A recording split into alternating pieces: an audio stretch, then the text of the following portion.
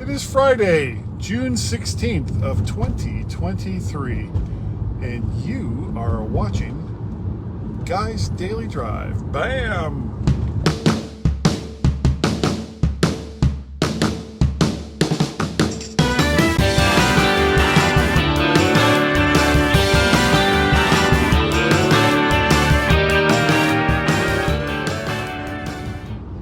And good morning, everyone, and welcome to Guy's Daily Drive. It is a beautiful day. Just, not too sunny. It's kind of cloudy a little bit, but the sun is out mostly. And temperatures aren't too high, so I am good to go. It's the last day of the week for me, and it was a payday, or a pay week. So, there's two yays right there. Going to be probably kind of slow in the office since this is the start of a long weekend, and a lot of people typically take the Friday off before a long weekend. Some people, apparently not me.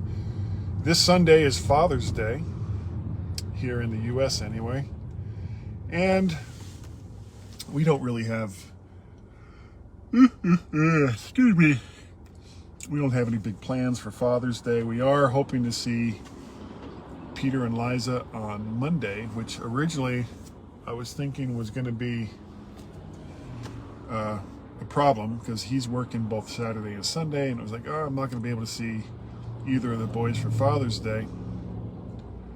But since Monday's a holiday and Peter has Monday off, hopefully either he and Liza will come up here, or Tracy and I will go down there and see their new place that they're at, which I'm guessing will be, it's a little smaller than the place they had before, but the place they had before was trying to accommodate two couples, and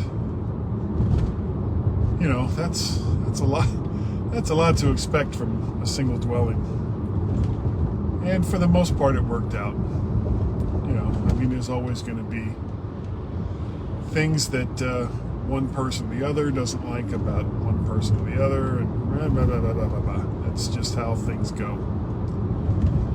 As far as me, I'm looking forward to seeing the last games in the USFL before they go into the playoffs next week. And it's pretty much down to the wire for who's going to be in. Both the northern and southern divisions have a very tight race over who's going to go in.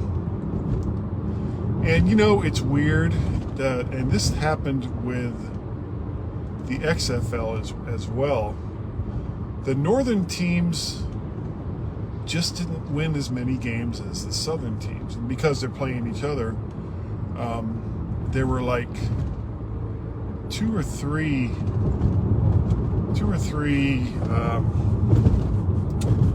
teams in the Southern League that had winning records, and there was only one team in the Northern League that had a winning record, and then Arlington was next at 4-6,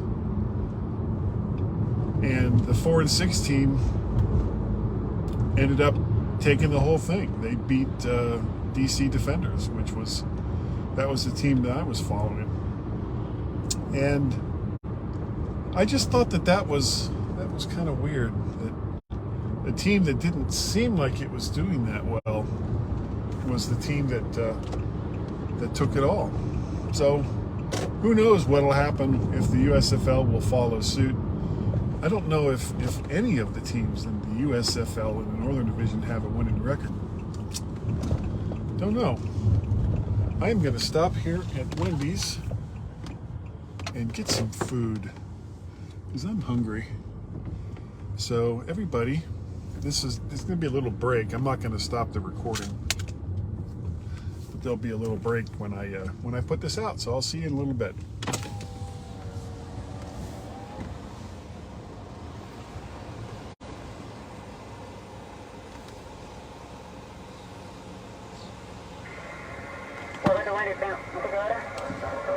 Yeah, can I get the number 3 combo with an orange juice and an extra thing of hash browns? The combo number 3, what can I drink? Orange juice. Okay, and what else? Another order of hash browns. And este potato, what size, medium or large? Medium. Okay, what else? That's it. Ready to window, thank you. Thank you. Thank you.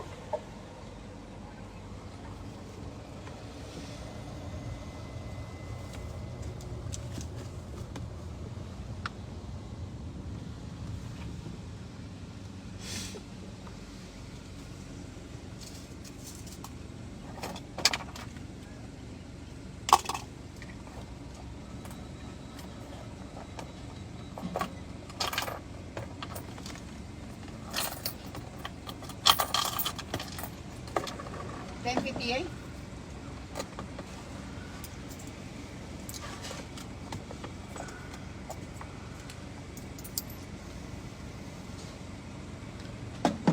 Oh, perfect. There's 58.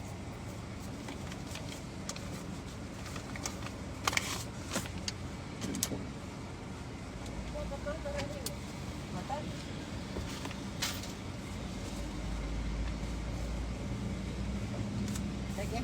Thank you, ma'am. Have a good day. You too.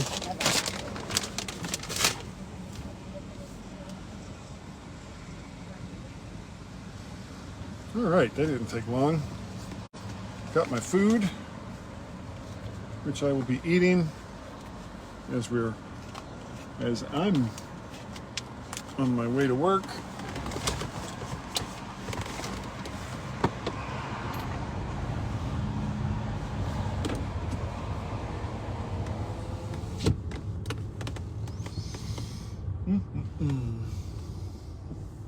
Thought about going to Taco Bell,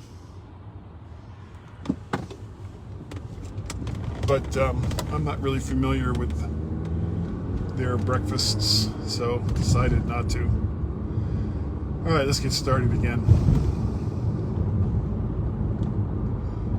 And welcome back. Of course, it just took a millisecond to you guys, but actually it didn't take that long for me either. Pulled right in. There wasn't any line. They had the food waiting for me. By the time I got right up to the window, I had 58 cents that I pulled out of. It was 10.58 was the total, and I had, as I was pulling change out of the center console here, I just so happened to pull out exactly 58 cents. So that made exact change really super easy. And the woman who took the order and the woman who gave me my change apparently knew what exact change meant.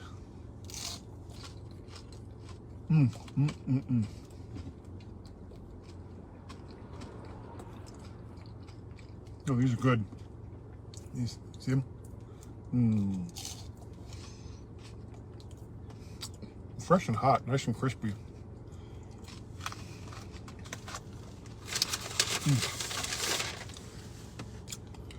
So, anyway, USFL's playoffs will begin next week. I don't know if they take a break because there's only going to be one weekend of playoffs. It's not like they have a whole bunch of teams. So there'll be 2 from the Northern Division, 2 from the Southern Division, and they'll play each other to have a Northern champion and a Southern champion, and then the 2 of them will get together and play for the USFL championship for this year.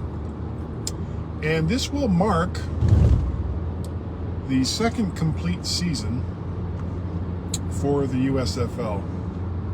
So that's a good thing.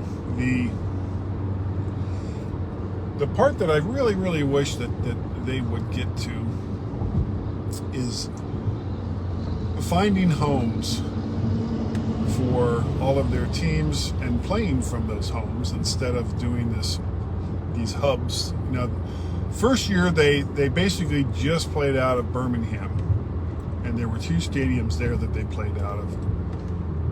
then this year they had Birmingham and Memphis in the south, and Canton and Detroit. Yeah, Detroit for the north. And various teams had, that was their home stadiums. But it's just kind of a cheat to me. And they really need to go ahead and get these teams in their home locations and start to build a fan base. I know, when I look at the various forums for the XFL and the USFL, and of course there are Uber fans in both of them that just go on and on about how much better our league is than yours and blah blah blah for reasons, and it's kind of pointless at this point. Get a couple seasons under your belt, start making an actual profit, show some sustainability, and then we'll talk about who's the better league, because they play under slightly different rules. And the USFL, for the most part, is playing under NFL-ish rules, while the XFL has a few different options. I like the kickoff, the way they do kickoffs in the XFL, better than the NFL style that the USFL does. Having both teams very, very close on the 35 and I think the 25-yard line means you don't have those huge collisions as players are running full tilt at one another in opposite directions, which reduces injury, and I appreciate that. And you still get the kickoff, and there's almost always a kickoff or a run back, because in the XFL you have to have the kick land between the 20-yard line and the goal line, or there's a big penalty. If it goes out of bounds, they put the ball on the 45-yard line. So it's definitely in their best interest to have a run back, and run backs are so much better than just watching a guy catch the ball and then take a knee in the end zone like they do in the NFL, or the same kind of thing, that they do in the USFL. Okay. And there's no point after kick in the XFL. You have to run a play either from the 2, 5, or 10-yard line, and it's 1, 2, or 3 points. And I find that to be more exciting to watch than a chip shot one point try. So I kind of like the rules, the way they do certain things in the XFL. I mean, I get why the USFL does it their way, because they're, wanting to show that they're as close to the NFL as you're going to get in a spring league. And okay, that's fine if that's what you want to do. But the XFL also had all of their teams play from home stadiums. And where both leagues kind of fall down, in my opinion, isn't so much where they play, at least as far as the location goes, but the stadiums that they play in. Certain teams in the XFL have it right. I think that the DC Defenders playing in Audi Field, which is about a 20 to 25,000 seat stadium, is the way to go for these leagues. To try to play in a huge college stadium or an NFL stadium and only having 10 to 15,000 people show up, I think is detrimental to the image that you're trying to convey to not just the people there in the stadium, but the viewing audience on television. If they see that the stadium is almost empty, they're, the thought that goes through my mind is, the people that actually live in the area couldn't even be bothered to spend $10 to $25, which is really nothing when you consider how much NFL ticket prices are. So, why should I bother to watch this game? Whereas when you watch a game with the DC Defenders, and that place is like rocking, it's almost full. Excuse me. And it just makes for a more exciting atmosphere, in my opinion. So we'll see what happens next year with the XFL. Apparently they lost like $60 million, but this is the first year under the new ownership. So hopefully the owner group for the XFL will, weather the storm, because it's going to take you 3 to 4 years probably before you can, be profitable. And can you sustain a league losing money for that long? And when you look at how much a team in the NFL costs, if you wanted to buy one, we're talking about billions of dollars. A $60 million loss on an entire league for the first year of operation, I don't think is really that bad. But we'll see. We'll see what they do. But I'm going to end this. Thank you all for joining me today on Guy's Daily Drive. I really do appreciate it. Somebody, can't quite see who it is. Somebody was watching and made a comment. Good morning. Oh, it's Kevin. Hey, Kevin. Good morning to you. Sorry, it took me a minute to. And again, I'm doing this from my phone, so it can be sometimes kind of hard to focus in on little text that the phone is going to give me for people that are what's the word I'm looking for, that are watching live. But hey, I'm glad you made it, Kevin. I appreciate it. If you want to get a hold of me, you can do so by sending an email to guy@mymac.com or podcast@vertshark.com. Vertshark.com is the website, and there will be the video version of this will be available from there. You can catch the audio by subscribing through the podcatcher of your choice to Guy's Daily Drive. Tell your friends about it. Tell them that there's this crazy dude who records video in his car on his way to work with only one eye. I mean, how weird is that? That's just super weird. But I do okay. I do okay with it.